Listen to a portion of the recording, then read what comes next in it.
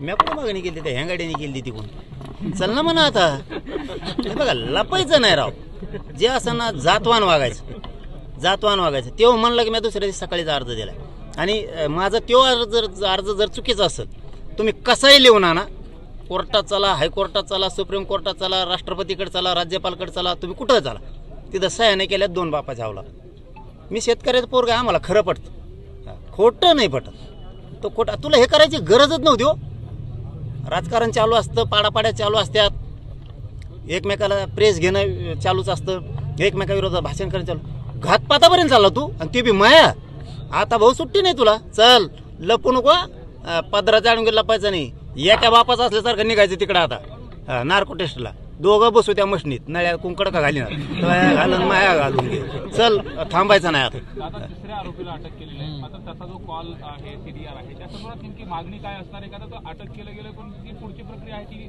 व्यवस्थित पद्धतीने सुरू असं वाटतं ते कोण पोरग आहे ना मला माहित पण नाही ते कांचन काहीतरी त्या पोरांचं नाव आहे त्यांनी यांना घरी येऊन नेलंय आणि परळीला नेलंय आणि एक बघा त्याचं एक वाक्य खूप चांगलं आहे त्यातलं तसे सगळेच चांगले आहेत पण एक आणखीन थोडं चांगलं आहे मुख्य घ्यायला गेलं त्यांनी सांगितलं आम्ही तिथं बैठकीला गेलो होतो परळीला याचा अर्थ खुनाचा कट तिथं शिजला आणि ह्या आरोपीला घेऊन गेला होता त्याच्यात तो असं म्हणतोय पुन्हा की तिथं एक दुसरा आलेला होता आरोपी आणि तो बघितल्यावर आम्हाला लय धक्का बसला आणि त्याला पण बसला आणि ते कोणालाच ओळखीत नाही असं म्हणतोय ते आम्ही एकमेकाला ओळखीत नाही ते बी एकमेकाला ओळखीत नाही असं म्हणतात आणि कालची रेकॉर्डिंग तू ओळखीत नाही ना तू तर म्हणतो त्याला काय शब्द वापरला त्याने तो की खूप मूडमध्ये आले म्हणे लय उडे हाणते धनंजय मुंडे ते मिळाल्यापासून तूच म्हणतो त्याच्यामुळं ही कट रचल्याला धनंजय मुंडेने स्वतः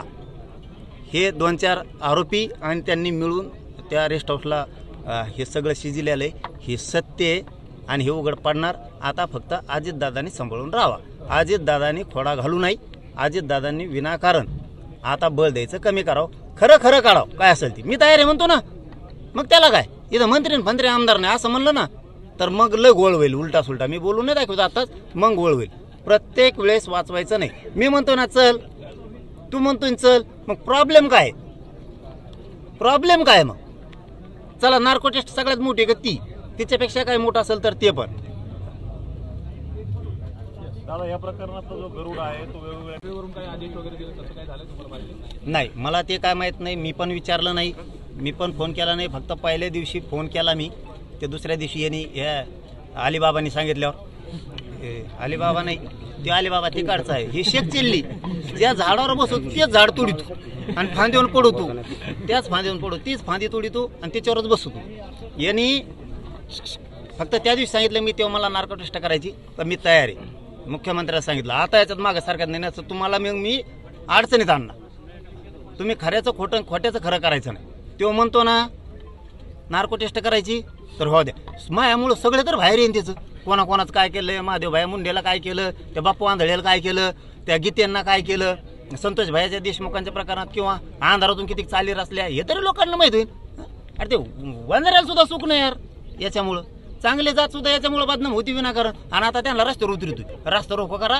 नामकं करा म्हणजे गरीबाला तुला गरीब मराठीत आणि त्यांचं टोलाटोली लावून द्यायची होय आणि पाप तू घरी जाय आता दोघंच आपण टेन्शन घ्यायचं नाही वांजरी नको मराठी नको दलित नको मुस्लिम नको बहुजन नको कुणीच नको तू नार्को टेस्ट चल मी चल घालून तिथं कांदळ्या घालाय 2-2 अडीच घालून दे चल तू तिकडं चल पाटांना त्या मशीनात जाऊन हाक तिथं पण चल पाटील कटाचा त्याला पार त्या डोनाल्ड ट्रम्प संघ नेलं तरी मला काय गरज नाही याच्यात तपासणीला पाठवायचं अजितदादाने याच्यात अजितदादाने त्याला पाठवायचं पांघरून घालायचं नाही 2029ला वाईट करी मी एकदा बोललो ना मी पण लय खुनशी आहे जितका अजितदादांवरती आम्ही जीव लावतो ना तितका सगळ्यांवरती सुद्धा लावतो पण त्यांनी ही घातपातात चूक केली अजितदादा जर तुमच्या पोरावर असं घातपात केला गप्प बसता का तुम्ही गप्प बसणार का कशामुळे पांघरून घालता झालं की महादेव मुंडेच्या टायमाला झालं की त्यांच्या टायमाला संतोष भाईच्या टायमा सुद्धा तेच झालं बार तेच माझा घातपात ते करतोय आणि तुम्ही त्याला समजता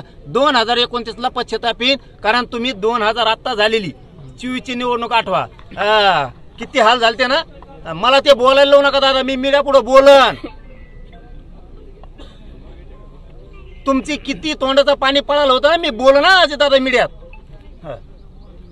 तुम्ही कसे पळत होतात आणि कोणाला पळीत होतात, किती इंडिकेटर लागल निवडून यायच्या टायमाला, हे विसरू नका. मला खरं बोलायला लावू नका मीडियात. तुम्ही जर त्याला नाही पाठविलं ना 29 ला तुमची इतकी फजिती करील, तुम्हाला वाटत नाही तर विसरून जाईन. मी सरत नाही, मी सुद्धा लय खुनशी आहे, कारण मी जातवा नाही, मी बदल नाही करीत.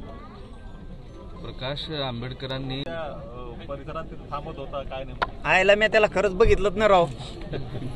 ते कोणी मिळ नाही आणि ते सांगत होतो मी भाकरी करायला होता आमच्या आमचाच फेस पाडा भाकरी करू करू बायको सांगते तू कुठून आणतो तुला असले गच पण काही शेंग आणतात. आता ते आमच्या जवळचं आता सगळे दुनिया बघतात. तू यातला एक बी माणूस इथला आणि पत्रकार बांधव बी असे सगळ्यांना बघितलं राव. तिथं आम्ही आमचंच थापित होतो, आम्ही आमचंच खातो. याला ठेवायला पैसे कोणाजवळ द्यायला तुला पगार. हे खूप हे बघा विनोदाचं भाग नाही भैया, लय मोठं षडयंत्र आहे. ह्या टोकाला धन्याने जायलाच नको, ह्या टोकाला नको जायला पाहिजे. ठीक आहे, विरोध करणं चालू राहतं, अमुक चालू राहतं. तू मुळावरच उठायला लागला आणि माझ्या मी एवढं सोपं आहे. आता मी एवढं सोपं आहे, गाड्याच काय सांगतो, माझ्याजवळ बिगर नंबरचीच गाडी आहे, तीच देतो. तुम्ही जाच नसता मग गोळ्या औषधच घाला. याला बयाचे धंदे करायला तो आता. अरे बाया जेवणात औषध घालत्यान राव. काय कच्चे पाठवले तो. पण एक झालं याच्यातून मराठ्यांसाठी, मराठा जिंकायसाठी मी जिद्दीनं लढलो. पण जिद्दीला लढणाराला हरवायची ताकद नाही यांच्यात, म्हणून त्यांनी हरवायचे प्रयत्न नाही केले. तर खून कट रचून खून करायचे कट रचले. मराठ्यांविषयी कट रचण्यात यावात हिंमत नाही मराठ्यांना कोणाच्या हलवायची. असे बयाचे चाळे करू शकतात कट रचायचे. एवढा मोठा कट दादा एक सांगा, मी चांगल्याच ऐकत नाही, पण तुमचं ऐकतो. मी चुकलो कुठं, मला प्रामाणिक पत्रकार म्हणून बी दाखवा, माणूस बनवून बी दाखवा. माणूस म्हणून पण बोलतो. मी चुकलो कुठं. मी ना बहीण भावाला कधी विरोध केला. मी त्यांना सांगितलं होतं तुम्ही मला विरोध करू नका, तुमचा माझा काही संबंध नाही बहीण भावाचा. म्हणजे आज खरं सांगवलं मी बीडच्या पत्रकार बांधवाला. आपण निरोप सुद्धा पाठवले होते. ते ज्या वेळेस माझ्या विरोधात टीका करत होते त्यावेळेस मी निरोप पाठवले त्यांच्या माणसाकडून. त्याच्यात 2 मोठे अधिकारी आहेत आणि एक त्यांच्या जातीचा मोठा नेता पण आहे. नेता पण म्हणतो आणि ते दोघांच्या पण ताटात खातो, दोघांच्या पण. मी सांगितलं होतं मी यांनी कधी आम्हाला विरोध केला नाही, हे विनाकारण भाषणं करतात राहून माझ्या विरोधात बोलतात काय पण हे दोघं पण. तुम्ही करू नका.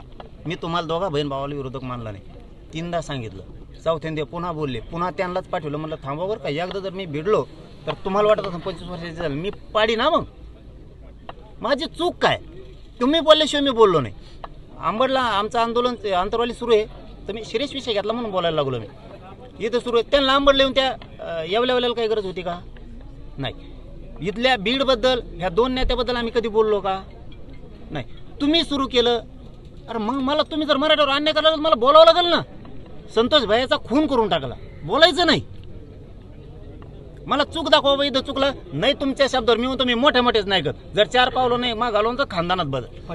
चूक काय मराठ्यांची? चूक काय? मराठ्यांनी काय पाप केलं? तुम्ही उठलं की मराठ्यावरच अन्याय करायचा, मराठ्याच्या नेत्यावर पण अन्याय करायचा, बीड जिल्ह्यातल्या मराठ्यांच्या गरीबावर पण अन्याय करायचा, जिल्हा परिषद, पंचायत समिती, नगरसेवक, सभापती, सरपंच यांच्यावर तुम्ही अन्याय करायचा. ते पक्षात राहतात, कुठं राहतात म्हणून ते दबतात. पण मला कळाल्यावर मी दबणार नाही ना. मी सगळ्या मराठ्यांच्या पक्षासह सामान्य मराठ्यांच्या पाठीशी उभा राहणार 100% राहणार. पाटील योगेश मात्र महाराष्ट्रात त्याविषयी सांगितलं होतं, पण म्हणलं इतके छक्के लोक कुठे आहेत असं मला वाटलं होतं. आता काय डायरेक्ट धाड दूध लगेच गोळी असं म्हणलं. औषधन फौषधन गोळ्या कोण खेळत बसेल कशाला? आणि ते बी तसं दिसत होतं त्याच मी त्याची डँग देऊन ढूस सासन जर असं ते दस सांगत ढेट्ट्याव. आम्हाला वाटलं तसं असं. हे तर गोळ्या लेंड्यान घेऊन पळते शेळ्याच्या. आम्हाला नव्हतं म्हणजे इतकं खरकट आहे म्हणून. अरे असले चाळे शोभत सुद्धा नाही तो. चिल्लर पोरायचं ठीक आहे, अमका तमका ठीक आहे. तो यासारख्याने कुठं गोळ्या चारा औषधातून त्याला काय जेवणातून वीज बाधा करा मग मारा, गाडी अंगावर घाला. आता गाडी अंगावर घातल्यावर माझ्या संग 50 गाड्या असतात. 50 गाड्या असतात माझ्या संग. त्याने माझ्या अंगावर गाडी घातल्यावर त्याच्या गाडीवर किती उर गाड्या जात्या, त्याच्या किती जात्या. तो हे मारायला भेट नाही, तुला वाटतो आमचे भेट नाहीत. आमचे सुद्धा एवढे तापलेत. पण मी हात जोडलेत, शांत राहा, सगळ्यांनी शांत राहा, स्थिर नाही करायचं राज्य. हे अजितदादा सुद्धा ध्यानात ठेवायचं त्याच्या सहित.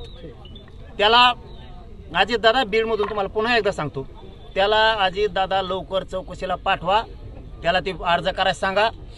नार्को टेस्टचा माझ्या जिथं सह्या लागतात तिथं घ्या, तुला नसेल तर मी वावरी घेतो, फी भरतो, कोर्टात येतोय. नाही भरली ते 2 बापाच्या अवलाद त्याची, पण एका बापासारखं वाघ तिकडे नार्को टेस्टला चल. तू माझ्या नादी लागू नका. धन्यवाद.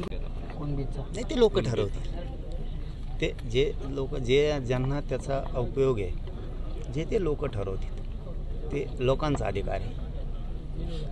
कायद्यानं संविधानानं त्यांना दिलेला प्रत्येकाला ज्या त्या आरक्षणाचा वेगळा सुविधाचा उपयोग करण्यासाठी दिला. तर ते लोकांचा विषय, काय करायचं आहे काय नाही करायचं आहे. चांगलं आहे, ठीक आहे, त्यांचा निर्णय चांगला आहे. पण कोण ऐकत असतं होय? कोण ऐकत असते काय? राजकारणाने थोडीशी आता लुडबुड थांबवावी असं काहीतरी सल्ला द्याल तुम्ही पाटील? राजकारण्याने आता लुडबुड थांबवावी सामाजिकरित्या? नाही असं पण नाही म्हणणार. त्यांना दम नाही निघणार. आळी असती मोठी, काहीच्या बिगार शेपटाच्या आहेत, काहीच्या शेपटाच्या आहेत, त्या टोकरीत येतात. ते त्यांना सल्ला देण्यात आपण काय अर्थ नाही.